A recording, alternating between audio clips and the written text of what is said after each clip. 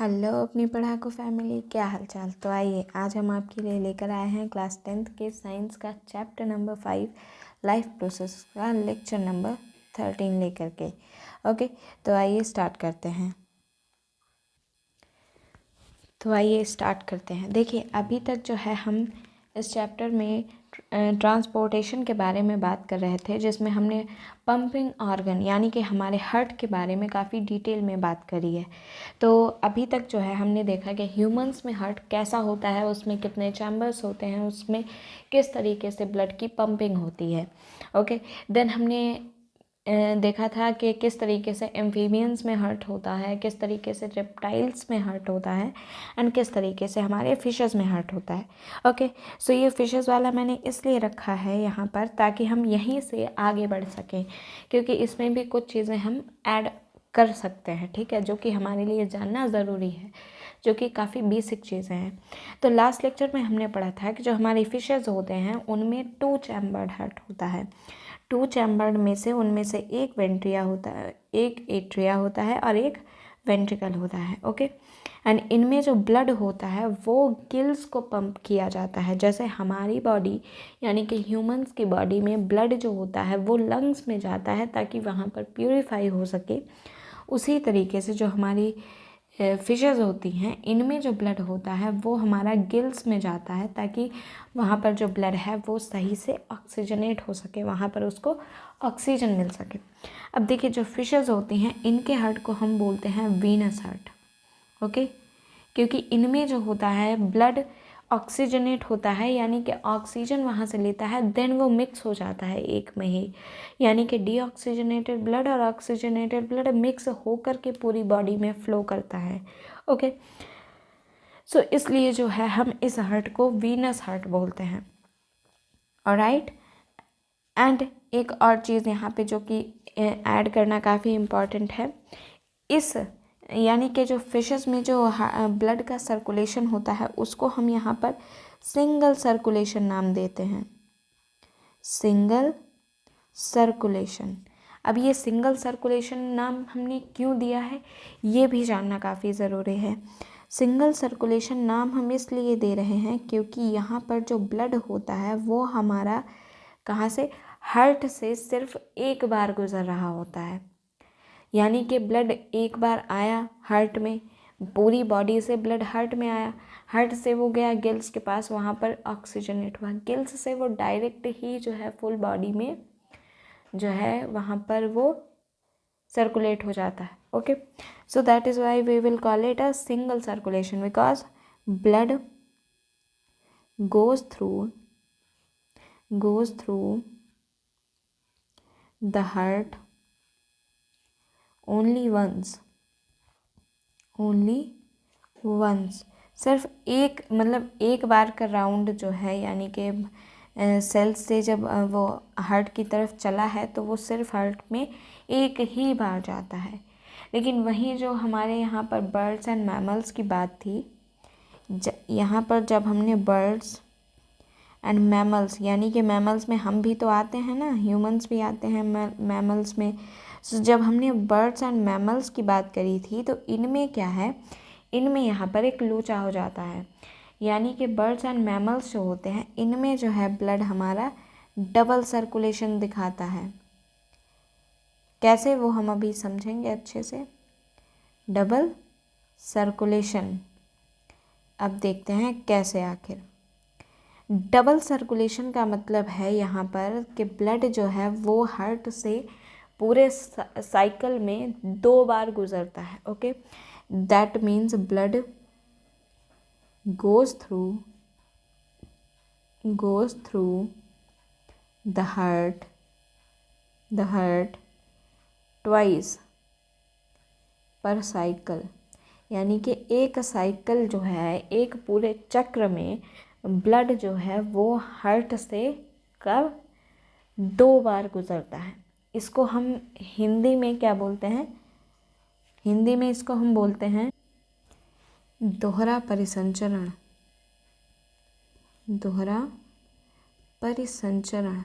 Circulation मतलब परिसंचरण। Okay, and दोहरा मतलब डबल, यानी कि डबल हो रहा है। कैसे, अब देखो हमने क्या पढ़ा था लास्ट लेक्चर में कि ब्लड जो है वो हमारा कहाँ से जाता है, सेल्स से सबसे पहले किसके पास जाता है बताइए। सेल्स से ये जाता है सबसे पहले राइट एट्रियम के पास, है ना, राइट एट्रियम के पास। राइट एट्रियम से ये कहाँ जाता है, राइट वेंट्रिकल के पास। राइट वेंट्रिकल से ये कहाँ जाता है, लंग्स के पास, है ना, लंग्स के पास। अब अगर देखा जाए तो right atrium and right ventricle जो होते हैं ये हमारे हार्ट के ही पार्ट है ना, हार्ट के ही पार्ट है। अब लंग्स में क्या होता है, उसका प्योरीफिकेशन होता है, प्योरीफिकेशन, वहाँ पर जो है ब्लड का प्योरीफिकेशन हुआ। एंड अब प्योरीफिकेशन जब हो गया है वहाँ पर उसमें ऑक्सीजन ऐड हो गई है, कार्बन डाइऑक्साइड निकल गई है, तब ये वापस कहाँ आता है, हमने पढ़ा था ना कहाँ आता है, लेफ्ट एट्रियम में, है ना, लेफ्ट एट्रियम में। लेफ्ट एट्रियम से जाता है ये लेफ्ट वेंट्रिकल में।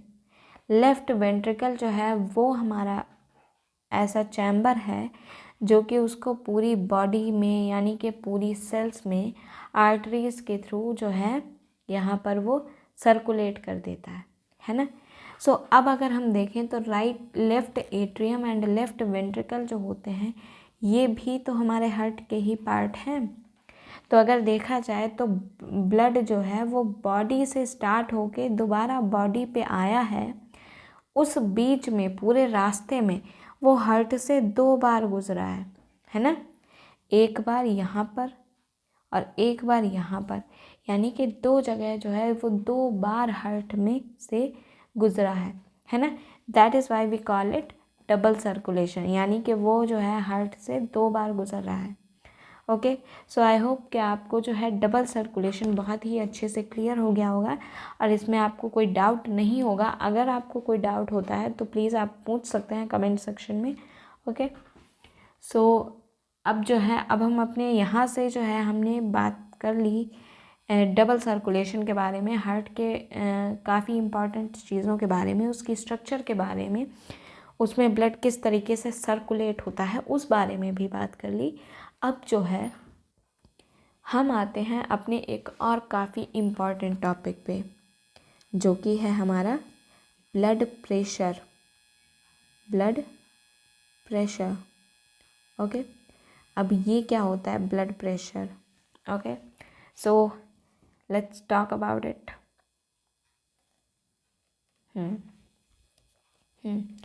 सो ब्लड प्रेशर, देखो ब्लड प्रेशर और कुछ नहीं होता है, ये एक दबाव होता है, ठीक है।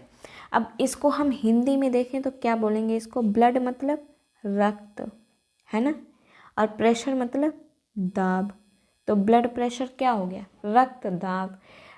ब्लड का प्रेशर यानी कि ब्लड का जो प्रेशर पड़ रहा है, अब किस पे पड़ रहा है, ब्लड का जो प्रेशर वेसल्स की वॉल पे, यानी कि जो भी वेसल्स उसको ले जा रही हैं, यानी कि जो हमने आर्टरीज़ एंड वेन्स की बात करी है, अभी आगे और डिटेल में पढ़ेंगे आर्टरीज़ एंड वेन्स के बारे में। तो जो हमने ब्लड आर्टरीज़ में, वेन्स में, कैपिलरीज़ में जा रहा है, जो जिसके थ्रू कहते हैं ना नर्व्स के थ्रू ब्लड जो है वो ट्रांसपोर्ट होता है, तो उन्हीं नर्व्स में, उन्हीं आर्टरीज़ में जो ब्लड है हमारा, ये किस प्रेशर से जा रहा होता है ना, उसकी वॉल्स पे ये कितना ज़्यादा फोर्स डाल रहा होता है, उसी को जो है हम ब्लड प्रेशर बोलते हैं, है ना। Okay, so let's write it down that blood pressure it is the force, it is the force, कौन सा force, exerted by blood, sorry, exerted by blood, किस पे ब्लड फोर्स डालता है, against the wall of a vessel, यानी कि वो जिस वेसल से जा रहा है उसकी वॉल पे, against the wall of a vessel, यानी कि एक वेसल की वॉल पे के अगेंस्ट जो है जितना प्रेशर डाल रहा है उसको जो है हम इसका ब्लड प्रेशर बोलते हैं। ओके, अब देखो हमने जो है लास्ट में क्या पढ़ा था कि देखो अब बॉडी जो है, बॉडी से जो ब्लड ऊपर की तरफ हार्ट की तरफ जा रहा है वो तो हार्ट पे पहुंच ही जाएगा, उसको कोई प्रॉब्लम नहीं है ना। क्योंकि देखो ज़रूरत क्या है कि हमारी बॉडी जो है, बॉडी काफ़ी लंबी सर्कुलेशन हो जाती है ब्लड की बॉडी के हिसाब से, है ना। क्योंकि हार्ट, हम अपनी बॉडी को इतना वैसा समझते हैं, हार्ट जो है बहुत ही छोटा सा होता है। हम जब मुट्ठी अपनी बंद करते हैं तो इतना बड़ा हार्ट होता है। ओके, सो इसको जो है हमारी इतनी लंबी चौड़ी बॉडी में इतनी सारी नर्व्स हैं, इतनी लाखों करोड़ों की संख्या में जो सेल्स मौजूद हैं, उन सभी तक जो है यहाँ पर ब्लड पहुँचाना होता है। तो उसको जो है इतने ज़्यादा फोर्स के साथ ब्लड भेजना पड़ता है ताकि एक एक सेल के पास ब्लड पहुँच जाए, कि कोई भी सेल बिना ब्लड के ना रहे, है ना। सो कुल मिला के कहने का मतलब ये होता है कि यहाँ पर जो हमारा हार्ट होता है वो ब्लड को काफ़ी ज़्यादा प्रेशर से जो है सर्कुलेट करता है सेल्स की तरफ। बट वहीं जो हमारी वेन्स होती हैं उनमें इतना ज़्यादा प्रेशर नहीं होता है ब्लड का। सो यहाँ पर हम कह सकते हैं कि जब आर्टरीज़ एंड वेन्स की हम कंपैरिजन करते हैं तो आर्टरीज़ में जो है ब्लड प्रेशर थोड़ा ज़्यादा होता है वेन्स की तुलना में, क्योंकि आर्टरीज़ जो होती हैं वो ब्लड को हार्ट से सेल्स की तरफ ले जाती हैं, एंड वेन्स जो होती हैं वो सारी सेल्स से ब्लड को इकट्ठा करके हार्ट की तरफ वापस ला रही होती हैं। Okay, so we can write it down. तो चलिए लिखते हैं क्या, that it is much greater, it is much greater in arteries than veins, यानी कि वेन्स से जो है आर्टरीज़ में ज़्यादा ब्लड प्रेशर होता है। ठीक है, अब देखो हम सभी ने जो है नॉर्मली कभी ना कभी मशीन्स देखे हैं जिनसे हम ब्लड प्रेशर को मेज़र करते हैं, है ना। हॉस्पिटल्स में होती है नॉर्मली, कुछ लोग अपने घरों में भी रखते हैं जिनके घरों में किसी को बीपी वगैरह की प्रॉब्लम होती है। तो वो जो मशीन होती है छोटी सी, इलेक्ट्रिक वाली भी होती है एंड प्रेशर वाली भी होती है, जिसको हम पारा वाली भी होती है, मर्क्यूरी वाली। तो उस मशीन को हम क्या बोलते हैं, उस मशीन का एक नाम होता है। ठीक है, उस मशीन का नाम होता है स्फिग्मोमैनोमीटर। यानी कि जो ब्लड प्रेशर होता है इसको हम मेज़र करते हैं, मेजर्ड बाई, क्या नाम बताया मैंने अभी, sphygmomanometer. Okay, so measured by sphygmomanometer,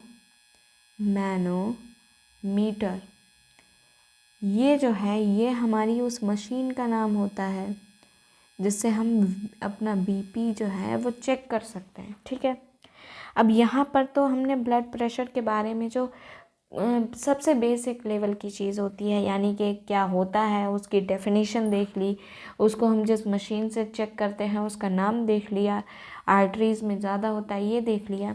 अब मेन चीज़ पे बात करते हैं जो कि सबसे इम्पॉर्टेंट है। जो हमारा ब्लड प्रेशर होता है ये नॉर्मली जो है 2 टाइप्स का होता है। ओके, ब्लड प्रेशर जो है वो हमारा 2 टाइप्स का होता है। कभी अगर आपने अपना बीपी चेक कराया होगा तो आपने देखा होगा कि जो मशीन होती है हमारी उसमें जो है इस तरीके से हमें 3 नंबर्स दिखाई देते हैं जब हमारा बीपी निकल के आता है।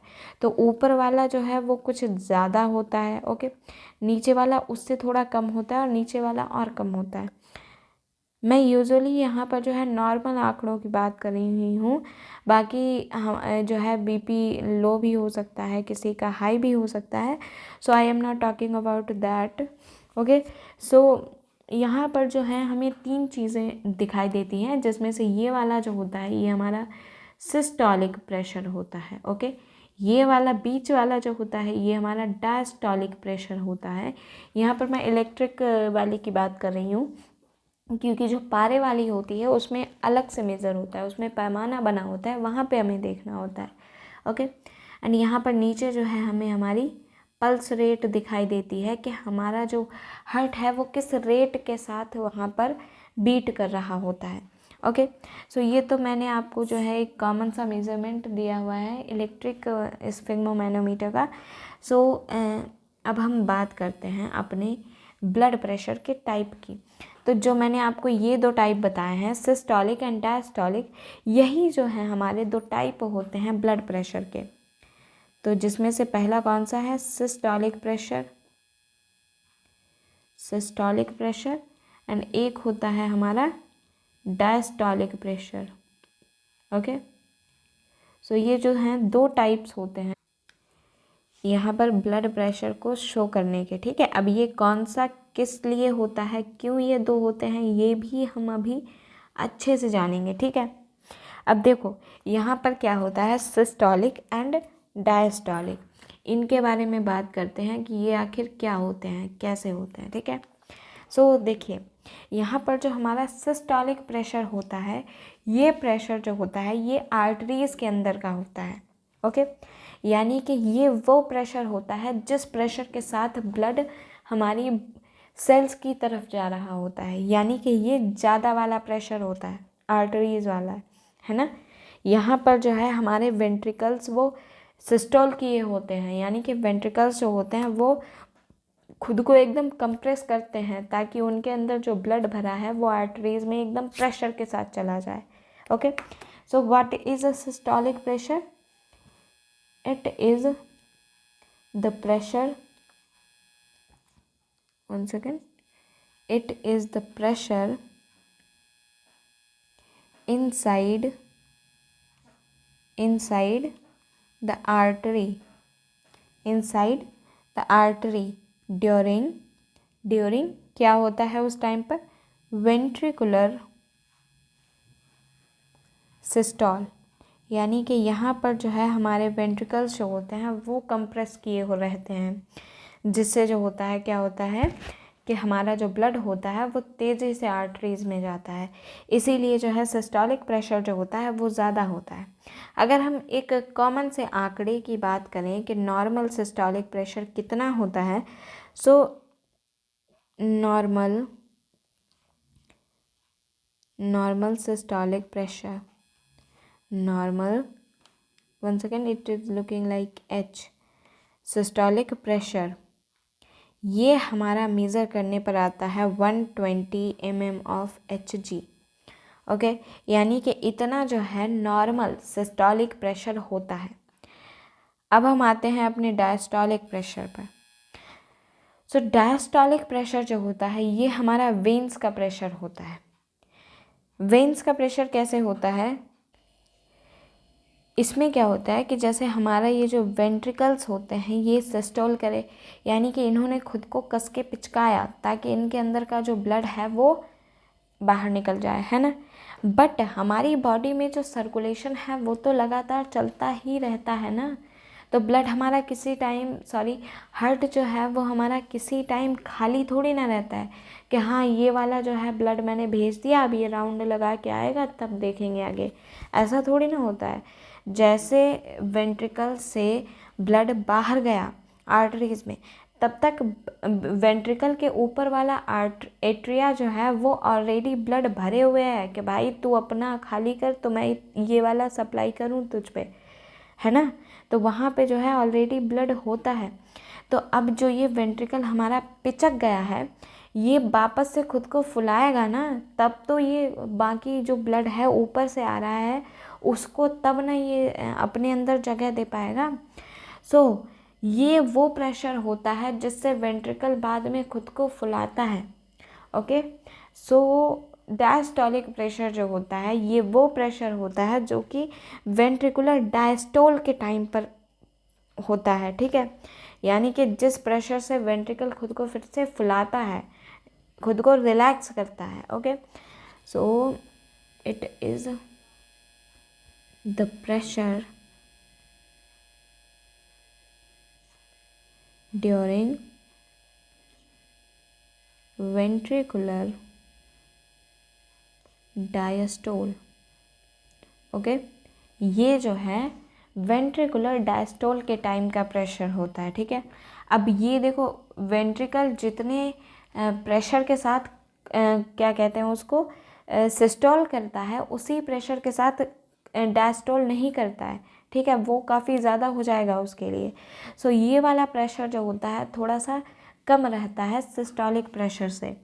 सो ये जो है इसका अगर हम नॉर्मल डायस्टोलिक प्रेशर देखें, नॉर्मल डायस्टोलिक प्रेशर देखें तो ये होता है जाकर के हमारा 80 mm ऑफ Hg। ओके, यानी कि 120 और 80। इसीलिए जो है हम जब इलेक्ट्रिक वाली मशीन्स ख़रीदते हैं तो आप कभी भी उसका डायग्राम देखेंगे तो उसमें आपको क्या मिलेगा, 120, देन 80, देन नीचे आपको 70 मिलेगा। ओके, यानी कि नॉर्मल पल्स रेट हमारी 70 होती है, डायस्टोलिक प्रेशर नॉर्मल 80 होता है एंड सिस्टोलिक प्रेशर नॉर्मली जो है वो 120 होता है। ओके, सो ये जो होता है हमारा ब्लड प्रेशर होता है। ओके, अगर इस ब्लड प्रेशर यानी कि 120 और 80 जो हैं अगर इससे नीचे होता है तो हम उसको लो बीपी बोलते हैं, यानी कि लो ब्लड प्रेशर। एंड अगर इनसे हाई रहता है तो हम उसको क्या बोलते हैं कि हाई बीपी है, हाइपरटेंशन है। अब हाई का मतलब हम यहाँ पर 125 को हाई नहीं बोल सकते। ओके, क्योंकि देखो ये ह्यूमन बॉडी है, हम दिन में काफ़ी सारी एक्टिविटीज़ करते हैं, काफ़ी सारी डिफरेंट चीज़ें खाते हैं। जैसे किसी किसी को चाय कॉफ़ी बहुत ज़्यादा पसंद होता है तो वो दिन में काफ़ी बार जो है चाय कॉफ़ी जो है वो कंज्यूम करते हैं, जिस वजह से चाय कॉफ़ी जो होता है थोड़ा सा बीपी को हाई रखते हैं। ठीक है, तो उनका जो है 125 129 के आसपास रहना नॉर्मल सी बात है। ओके, बट अगर आपका बीपी 140 या फिर 140 जो है इससे ऊपर रहे 2-3 बार चेक करने पर भी 5-5 मिनट के टाइम इंटरवल पर, तो आप कह सकते हैं that your BP is high. Okay, and you are suffering from hypertension. Okay, so हम यहाँ पर जो है एक छोटा सा डिस्कशन कर लेते हैं हाइपरटेंशन के बारे में। Hypertension, so what is hypertension? Basically hypertension जो होता है ये देखो हाई बीपी है। ठीक है, high blood pressure, high blood pressure, इसमें जो है हम ऊपर वाले की बात कर रहे हैं यानी कि सिस्टोलिक वाले की। सो हाई वाले में क्या होता है कि ब्लड बहुत ही तेज़ी से बॉडी में फ़्लो हो रहा होता है, यानी कि आर्टरीज़ में इसका प्रेशर बहुत ज़्यादा होता है। ओके, अब ऐसा क्यों होता है? देखो आपका क्या है, देखो मान लो यहाँ पर जो है एक गली है। ठीक है, ये इतनी सी गली है। अब मैंने क्या बताया था कि ब्लड प्रेशर क्या होता है, जो कि उसकी वॉल पे फोर्स लग रहा होता है ना। अब वॉल पे फोर्स ज़्यादा जो है वो दो ही चीज़ों में लग सकता है, या तो फिर गली में भीड़ बहुत ज़्यादा हो, है ना, बहुत सारे लोग भरे पड़े हैं, बहुत भीड़ है, मतलब धक्का मुक्की चल रही है ना, तो वहाँ पे जो वॉल है उस पर ज़्यादा प्रेशर पड़ रहा होगा, है ना। दूसरी सिचुएशन क्या हो सकती है कि आपकी गली ही बहुत छोटी है, गली ही बहुत छोटी है कि उसमें जो है 3 लोग भी जो हैं सही से नहीं चल पा रहे हैं। तो ये जो है 2 सिचुएशंस हो सकती हैं। तो यहाँ पर हाइपरटेंशन का एक रीज़न क्या हो जाता है हमारा, that it can be due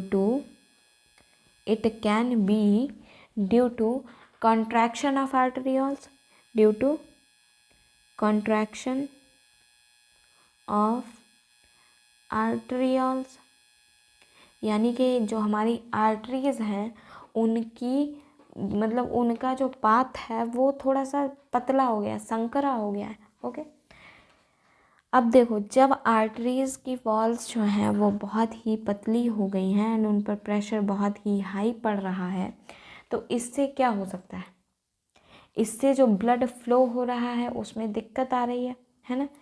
so it can lead lead to हम बाद में लिखते हैं, सबसे पहले ये लिखते हैं it increases, it increases,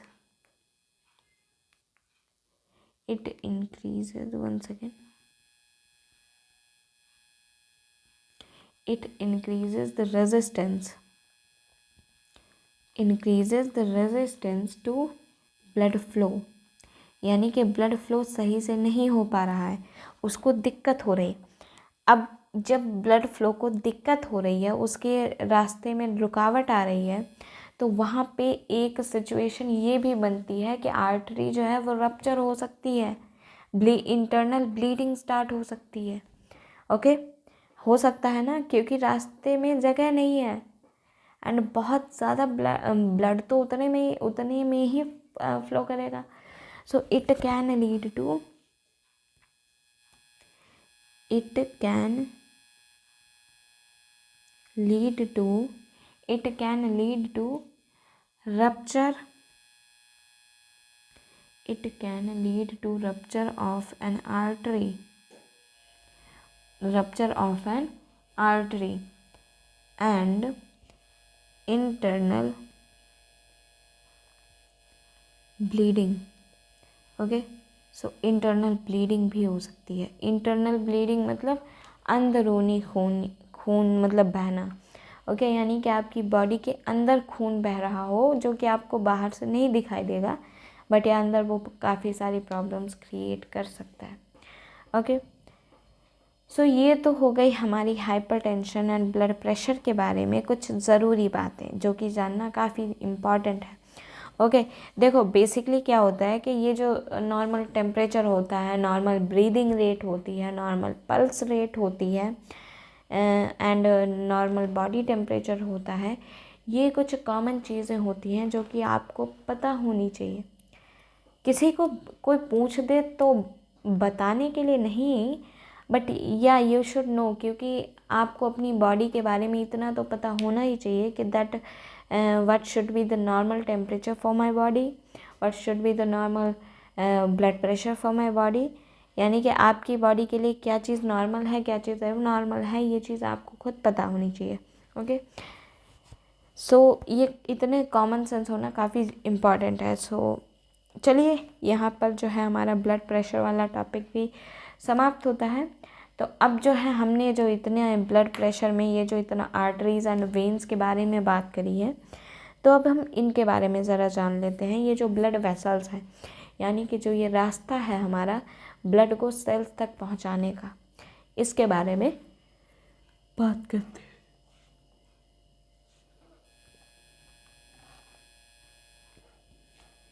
so next heading डालते हैं हम, या क्या है, द ट्यूब्स, द ट्यूब्स, यानी कि जो हमें हमारे ब्लड को फ्लो कराती हैं, ब्लड वेसल्स, जो कि हमने वर्ड ऊपर अभी मेंशन करा था, है ना। So now let's talk about it, कि आखिर ये क्या है, इतना इम्पॉर्टेंट रोल प्ले कर रही है आफ्टर ऑल हमारी बॉडी के सर्कुलेशन में, हमारी बॉडी को मेंटेन रखने में। ओके, सो देखो, ये जो हमारी ट्यूब्स हैं, जैसा कि हम जान चुके हैं ऑलरेडी कि ये जो हैं 2 टाइप की होती हैं। कौन कौन सी? हमने अभी अभी बात करी थी, ब्लड वेसल्स जो होती हैं वो 2 टाइप की होती हैं। एक हमारी आर्टरीज़ होती हैं और दूसरी हमारी वेन्स होती हैं। ओके, यानी कि आर्टरीज़ हो गई एंड हमारे पास यहाँ पर वेन्स हो जाती हैं। ओके, एंड अब क्या बात होता है, देखो आर्टरीज़ एंड वेन्स क्या होते हैं, इनके बारे में बात करते हैं, पॉइंट टू पॉइंट करेंगे, ठीक है, ताकि चीज़ें समझ आती रहें।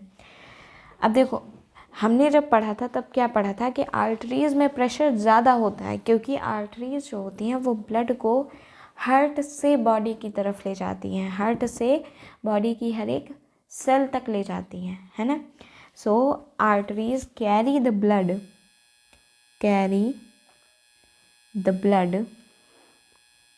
ब्लड कहाँ से?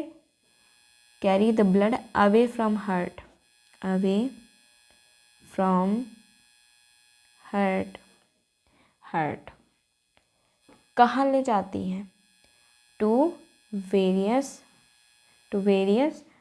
ऑर्गन्स, हार्ट से ले जाती हैं वेरियस ऑर्गन्स तक। ठीक है, तो यानी कि आप जहाँ जहाँ भी आपसे क्वेश्चन पूछा जाए, जहाँ पर भी ब्लड हार्ट से बाहर जा रहा है, तो वहाँ पर जो है आपको आंसर में आर्टरीज ही लगाने हैं। ओके, वहाँ पर जो है आपको ऑक्सीजनेटेड डीऑक्सीजनेटेड नहीं देखना है। सो अब देखो यहाँ पर क्या है कि आर्टरीज जो हैं वो ब्लड को ऑर्गन्स तक ले जा रही हैं। ठीक है, अब ब्लड को ऑर्गन्स तक ले जा रही हैं, काफ़ी ज़्यादा हाई प्रेशर है आर्टरीज़ के अंदर। सो ऑब्वियस सी बात है कि आर्टरीज़ जो हैं वो थिक होनी चाहिए, इलास्टिक होनी चाहिए, है ना, ताकि वो उस प्रेशर को झेल सकें। सो these should have thick and elastic walls, thick and elastic walls होने चाहिए, है ना इसके। क्यों? क्योंकि ब्लड का जो प्रेशर होता है वो काफ़ी ज़्यादा होता है। Because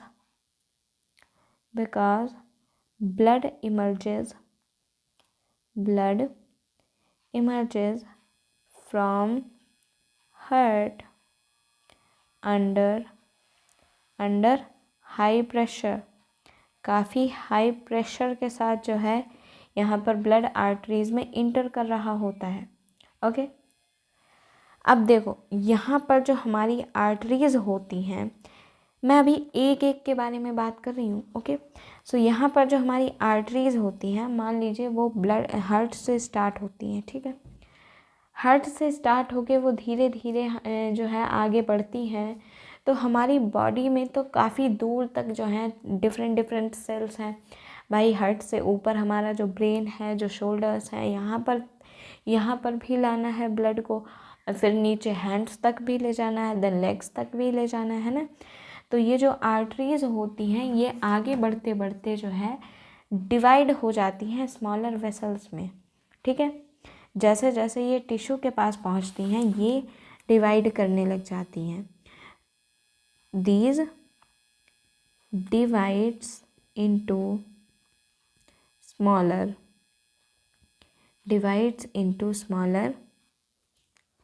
vessels on reaching an organ, यानी कि जैसे ही वो किसी ऑर्गन तक पहुंचती हैं वहाँ पर जो है वो डिवाइड करने लगती हैं। अब डिवाइड क्यों करती हैं? ताकि वो ब्लड को हर एक सेल के कांटेक्ट तक ले जा सकें। To bring the blood in contact with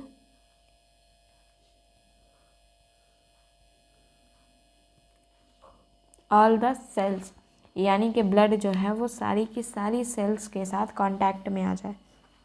okay, अब इसी से मिलती जुलती कुछ अपोजिट चीज़ें जो हैं वो हमारे यहाँ पर वेन्स में होती हैं। सो देखो आर्टरीज में हमने देखा था कि ये जो है ब्लड को कहाँ ले जाती हैं, अवे फ्रॉम द हार्ट ले जाती हैं। जबकि वेन्स के बारे में क्या होता है कि ये पूरी ऑर्गन्स जो होते हैं उनसे सबसे ब्लड को कलेक्ट करके उनको हार्ट के पास लाती है। ठीक है, सो ये आर्टरीज से उल्टा काम कर रही है। So it collect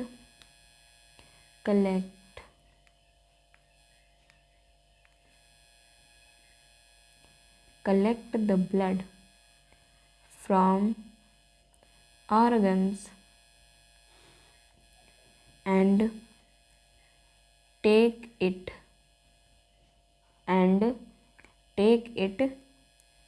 back to the heart, वापस से जो है उसको हार्ट में ही ले जाती है। ठीक है, इनको जो है थिक वॉल्स की कोई ज़रूरत नहीं होती है क्योंकि इनमें प्रेशर इतना हाई नहीं होता है, जो कि हम ऊपर ऑलरेडी जान चुके हैं, पढ़ चुके हैं, है ना। So do not need thick walls,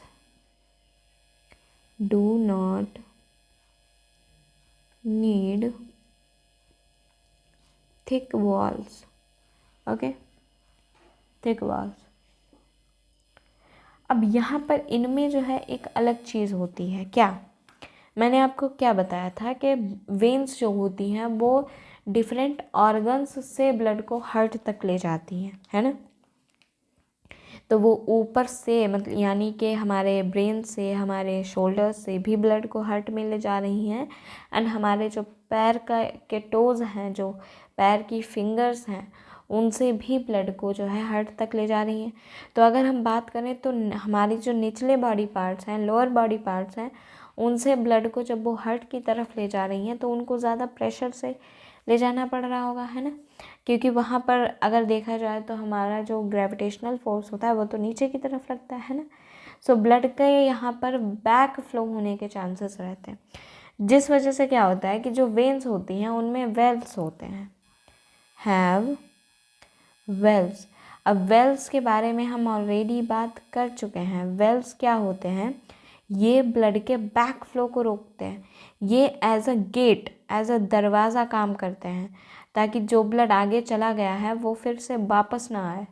तो जगह जगह पर ही जो है ये वेल्व्स यहाँ पर लगे हुए होते हैं, okay. So have valves to ensure that the blood flows only in one direction।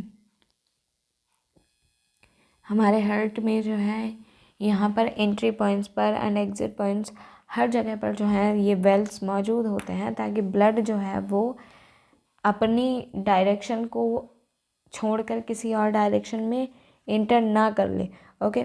सो ये जो है चीज़ें हमारे वेल्व्स के बारे वेन्स के बारे में होती हैं, ओके। सो वेन्स जो हैं ये भी जो हैं ये उल्टा काम कर रही हैं आर्टरीज की तुलना में, ठीक है। अब देखो हमने जो है एक छोटा सा वर्ड यूज़ करा था कैपिलरीज, है ना।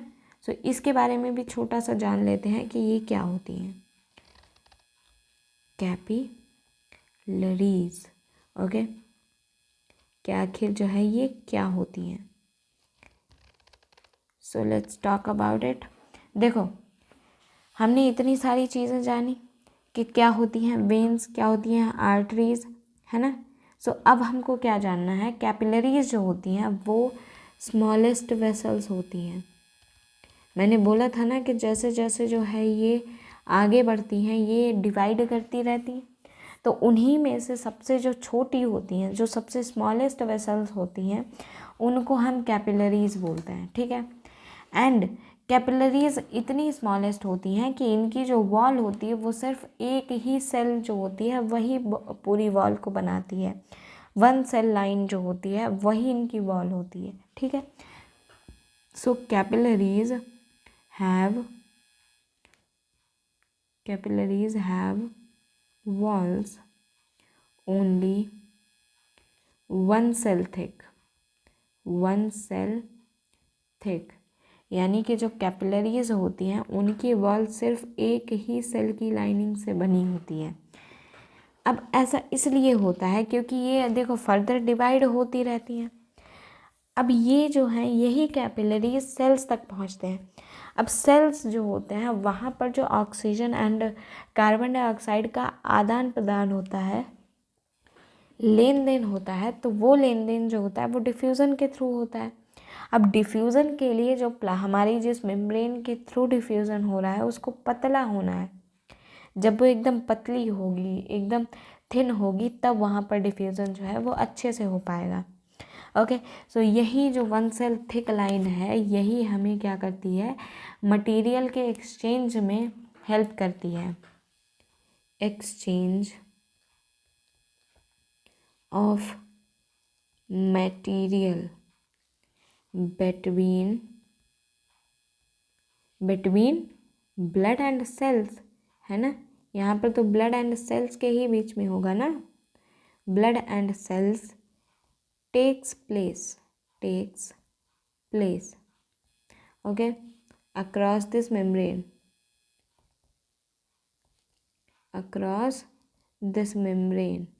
इसी मेम्ब्रेन के थ्रू जो है यहाँ पर जो है ट्रांजैक्शन हो रहा होता है। ओके, सो ये जो है हमारी कैपिलरीज की बात हो जाती है, जो कि स्मॉलेस्ट वेसल्स होते हैं।